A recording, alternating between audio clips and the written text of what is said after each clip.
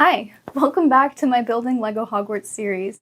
Today I'm going to be showing you how I made the Great Hall. So before I get into it, I've actually made the Great Hall before a couple of times, but every time it's just been a modification of the 2018 set or a modification of my modification. So as my first building in my LEGO Hogwarts display, I decided I wanted to make something entirely of my own. So I took apart my previous edition of the Great Hall and I started on this. Going into the new build, there was a few key things that I wanted to do differently. First of all, I wanted to make just the Great Hall, not the Great Hall plus the courtyard plus the staircase tower like I had before, because I feel like this will give me a little bit more flexibility and allow me to really focus on all the details of each section of the build. The other two things I wanted to do was add a bunch of texture and details to the walls and add a sliding wall that would allow you to see the interior even though the building is fully closed in. This actually ended up being a lot less complicated than I thought it would be. For texturing, I just made sure to use a variety of parts while I was building. So I used plates, masonry bricks, log profile bricks, and then I also added rows of dark gray plates to match the details that I've seen in different Hogwarts models before. And I think that this makes it look a lot more detailed and so much better than what I had before. The swinging wall is just this front wall right here that pops open and slides to see the interior. To make this happen, I just added some hinge plates along the inside corner, and then the bottom is covered in tiles so that it can move smoothly. Then to allow it to click into the build and actually remain closed, I added some snot bricks along the inside wall that moves, and then I have some headlight bricks that are backwards on the inside wall, and these just click right together from the snot brick into the back of the headlight brick. Now, I know what I've done here is actually technically illegal because the headlight brick is putting pressure on the bricks on the inside, but honestly, this works, so I'm just leaving it that way.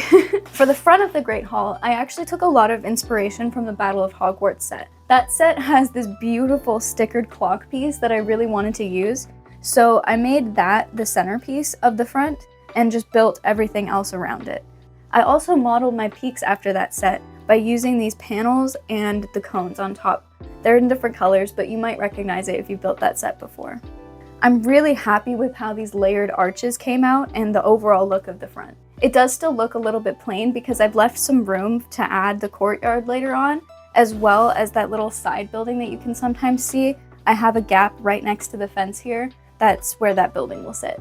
For the inside, I kept it mostly the same to what I had before in my previous versions. I have the long tables, the teacher's table, Dumbledore's chair and his podium, and the house points. But this time I added a bit more detail to the back wall by adding some brown panels and torches. I also added some floating candles to the ceiling and brown arches to hold up the roof. And if you look closely, you can also see the Hogwarts founder statue peeking in the front hallway. Now moving on to the roof, this was honestly the most challenging part of this build.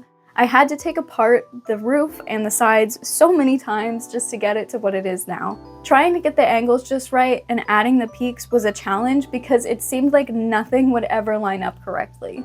I also really wanted the front of the roof to be able to open up so that I could access the inside a little bit easier, but that also proved to be a challenge because every time I tried to lift the roof, it would knock something off the top. What I settled on was somewhat removable plates on the top that allow me to open up the roof when this front door is open. It's not the easiest system, but it works for when I do want to get it open. For the back wall, I kept it pretty much the same as the 2018 Great Hall set because I think that set did a good job of making these back windows. I just extended it a little bit taller than what it originally was, and this is what I have. And in case anyone's curious, this is what the back looks like. It's not as detailed as the front, but it's still there in case you happen to catch a glance of it. I plan to display it mostly on its side like this, so I'm not too worried about what goes on back there. So that is everything that went into building my Great Hall. For now, I'm going to be placing it on my Hogwarts table, even though I don't have the water and cliffs built up underneath it yet. For the next project, I'm hoping to work on the courtyard and the staircase tower. I am really eager to get started on those, but I did just use up all of my tan bricks on this build, so I'm gonna have to take some time to collect more pieces before I can actually start.